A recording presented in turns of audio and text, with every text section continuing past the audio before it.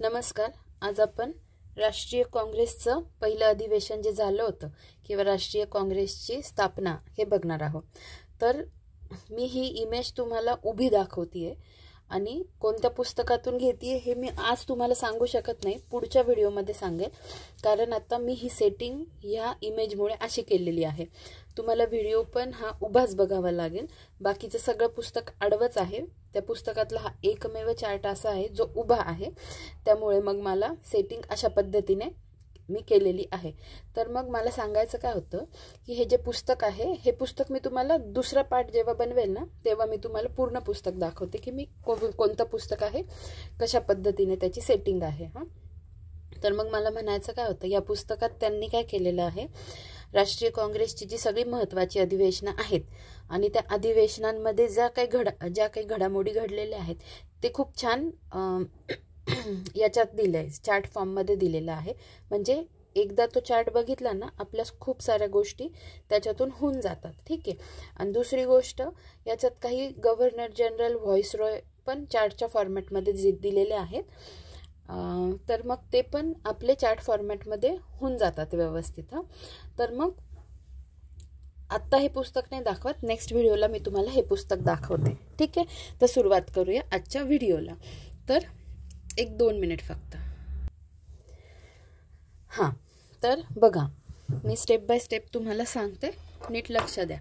वर्ष आहे 1885. काय बघतो आहे आपण, राष्ट्रीय काँग्रेसची स्थापना.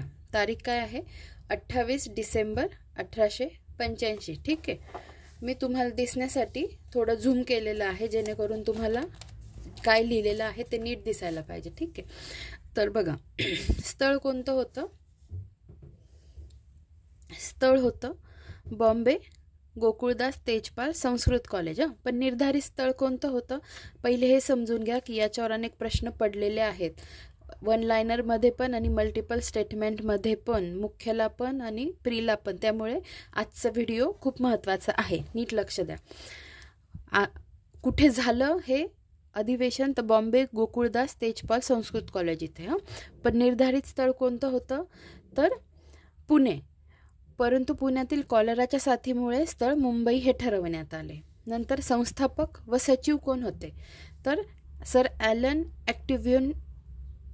ॲक्टोव्हियन ह्यूम हे संस्थापक व सचिव होते. काही वर्षांपूर्वीच ते भारत सरकारच्या गृह खात्याचे सचिव होते. ॲलन ॲक्टोव्हियन यांना राष्ट्रीय काँग्रेसचे जनक असे म्हणतात. तसेच गोपाळ कृष्ण गोखले, गंगाराम भाऊ म्हस्के, गोपाळ कृष्ण आगरकर, कृष्णाजी नुलकर, फिरोजशाह मेहता या मुंबई प्रांतातील महत्त्वाच्या नेत्यांचा राष्ट्रीय काँग्रेसच्या स्थापनेत पुढाकार होता. ही पण महत्त्वाची गोष्ट आहे. गोपाळ कृष्ण गोखले, गंगाराम भाऊ म्हस्के, गोपाळ कृष्ण आगरकर, कृष्णाजी नुलकर, फिरोजशाह मेहता. पुढे बघूया. राष्ट्रीय सभेची विचारधारा ही न्यायमूर्ती रानडेंनी ठरवली. तसेच राष्ट्रीय सभेची घटना तयार करण्याचा मान देखील त्यांना होता आणि म्हणजे त्यांनाच जातो. आणि राष्ट्रीय सभेला इंडियन नॅशनल काँग्रेस हे नाव रानडेंनीच सुचवलं होतं. 3 गोष्टी नीट लक्षात ठेवा. राष्ट्रीय सभेची विचारधारा न्यायमूर्ती रानडेंनी ठरवली. घटना तयार करण्याचा मान पण त्यांनाच जातो राष्ट्रीय सभेची. आणि इंडियन नॅशनल काँग्रेस हे नाव रानडेंनी सुचवले. ठीक आहे. आता याच्याशी रिलेटेड इतर महत्त्वाच्या गोष्टी बघू. तर हे बघा, प्रभाव ग्रीस काय सांगतेय मी, तर प्रभाव कोणत्या चळवळींचा होता. प्रभाव कोणत्या चळवळींचा होता, तर ग्रीस, इटली आणि आयर्लंडमधील स्वातंत्र्य चळवळींचा प्रभाव होता. नीट लक्षात ठेवा. नंतर अधिवेशन स्थळ बॉम्बे. या प्रथम अधिवेशनाचे यजमानपद हे बॉम्बे प्रेसिडेन्सी असोसिएशनने स्वीकारले. ठीक आहे. आता इथे अधिवेशन स्थळ जरी म्हटले असेल ना तरी ठीक आहे, बघून घ्या. बॉम्बे या प्रथम अधिवेशनाचे यजमानपद बॉम्बे प्रेसिडेन्सी असोसिएशनने स्वीकारले. म्हणजे अधिवेशन स्थळ बॉम्बे होतं आणि या अधिवेशनाचं यजमानपद कोणी स्वीकारलं होतं, तर बॉम्बे प्रेसिडेन्सी असोसिएशनने. नीट लक्षात ठेवा, ही संस्था पण महत्त्वाची आहे. हा प्रश्न पण विचारू शकतात की यजमानपद कोणत्या संस्थेने स्वीकारलं होतं. त्यानंतर अध्यक्ष कोण होते, व्योमेशचंद्र बॅनर्जी आणि पहिले ख्रिस्ती अध्यक्ष. या प्रथम अधिवेशनाच्या अध्यक्षपदासाठी मुंबईचे गव्हर्नर लॉर्ड रे यांना आमंत्रित केले गेले होते, परंतु लॉर्ड डफरिन यांच्या सांगण्यावरून त्यांनी या अधिवेशनाचे अध्यक्षपद नाकारल्यामुळे व्योमेशचंद्र बॅनर्जी यांना अध्यक्षपद देण्यात आले. कोणामुळे नाकारलं तर लॉर्ड डफरिन यांच्यामुळे. म्हणजे कोणाला अध्यक्षमधून नेमण्याची इच्छा होती तर गव्हर्नर लॉर्ड रे यांना. नंतर एकूण 1000 प्रतिनिधी 72 पैकी 54 हिंदू व R.M. सयानी व M.A.M. धर्मसी हे 2 मुस्लिम उपस्थित होते. ह्या दोघांची नावं पण महत्त्वाची आहे. R.M. सयानी आणि A.M. धर्मसी हे 2 मुस्लिम उपस्थित होते. एकूण 72 प्रतिनिधींमध्ये महाराष्ट्र आघाडीवर असून मुंबई प्रांतातील 38 प्रतिनिधी या अधिवेशनासाठी उपस्थित होते. ठीक आहे, पुढे बघूया. इसवी सन मागणी काय काय केली तर इसवी सन 1885 तर 1892 या दरम्यान काँग्रेसची एक प्रमुख मागणी असे, ती म्हणजे कायदेमंडळाचा विस्तार. कायदेमंडळाचा विस्तार व सुधारणा. या प्रयत्नांमुळेच ब्रिटिशांनी 1892चा कायदा पास केला. काँग्रेस नेते या कायद्याप्रती पूर्णपणे असंतुष्ट होते. तसेच या कायद्याला भारतीयांची थट्टा असे समजत.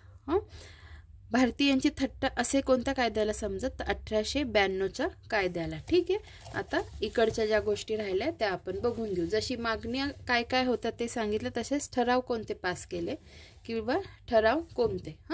तर बघा, भारताच्या राजकीय स्थितीच्या चौकशीसाठी रॉयल कमिशनची स्थापना करण्यात यावी ही मागणी. या कमिशनमध्ये योग्य प्रमाणात हिंदी प्रतिनिधी घेतले जावे. केंद्रीय व प्रांतिक विधिमंडळात भारतीयांनी निवडून दिलेले प्रतिनिधी नियुक्त करावे. भारतीयांना लष्करी प्रशिक्षण देण्यात यावे. ICS परीक्षा इंग्लंडप्रमाणे भारतातही घेण्यात यावी. तसेच भारतीयांच्या वयोमर्यादेतही वाढ करण्यात यावी. भारताच्या लष्करावरील खर्च कमी करून त्यात इंग्लंडचाही वाटा असावा. वृत्तपत्रांवरील निर्बंध दूर करण्यात यावे. तसेच शस्त्रसंबंधी कायद्यात बदल करावा. उच्च शिक्षणावर अधिक खर्च केला जावा. भारतात औद्योगिक व तांत्रिक प्रशिक्षण संस्था स्थापन कराव्यात. ठीक आहे, आता शेवटचे 2 पॉईंट राहिले ते बघून घेऊ. काय आहे संघटनात्मक. ह्या पॉईंटमध्ये काय काय दिले त्यांनी ते बघा. तर 31 जानेवारी 1885 बॉम्बे येथे बॉम्बे प्रेसिडेन्सी असोसिएशनची स्थापना झाली.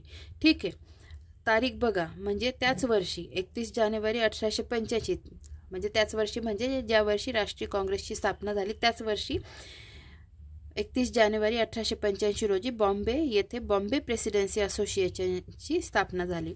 संस्थापक बघा, बद्रुद्दीन तय्यबजी, फिरोजशाह मेहता आणि KT तेलंग यांना काय म्हणतात, brothers in law. Badruddin Tyabji, Pherozeshah Mehta आणि KT तेलंग. ठीक आहे.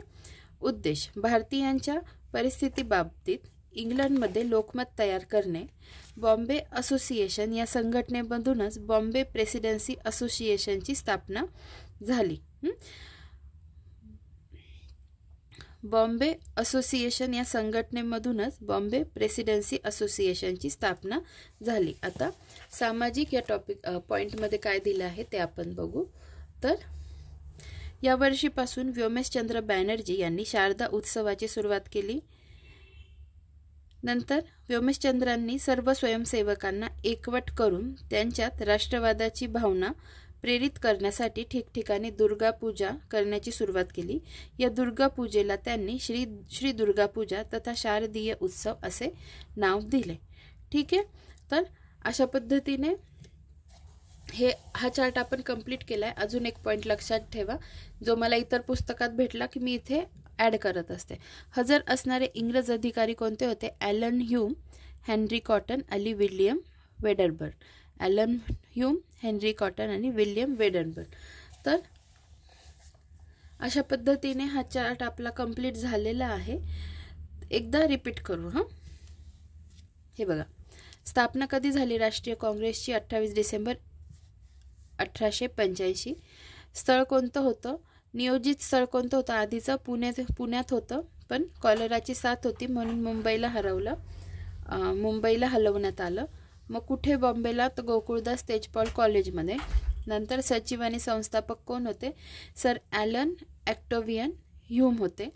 त्याच्यानंतर कोणत्या स्वातंत्र्य चळवळींचा प्रभाव होता? तर ग्रीस, इटली आणि आयर्लंड. नंतर यजमानपद कोणत्या संस्थेकडे होतं? तर बॉम्बे प्रेसिडेन्सी असोसिएशनकडे. पहिले ख्रिस्ती अध्यक्ष उमेशचंद्र बॅनर्जी. त्यांच्याऐवजी कोणाला आधी नियोजित करण्यात आलं होतं किंवा ठेवणार होते? तर गव्हर्नर लॉर्ड रे. पण लॉर्ड डफरिनच्या सांगण्यावरून त्यांनी अध्यक्षपद नाकारलं. एकूण 1000 प्रतिनिधी किती होते? 72 होते. पैकी 54 हिंदू आणि 2 मुस्लिम प्रतिनिधींची नावं काय? R.M. सयानी आणि A.M. धर्मसी. महाराष्ट्र आघाडीवर होता प्रतिनिधी उपस्थित असण्यामध्ये. मुंबई प्रांतातील 38 प्रतिनिधी होते. मागण्यांमध्ये काय काय मागितलं? मेन मागणी होती की कायदेमंडळाचा विस्तार आणि सुधारणा करा, आणि त्यामुळेच ब्रिटिशांनी 1892चा कायदा पास केला. पण त्या कायद्याप्रती काँग्रेस नेते अपूर्णपणे असंतुष्ट होते आणि त्या कायद्याला ते काय म्हणत? भारतीयांची थट्टा असे म्हणत. ठीक आहे.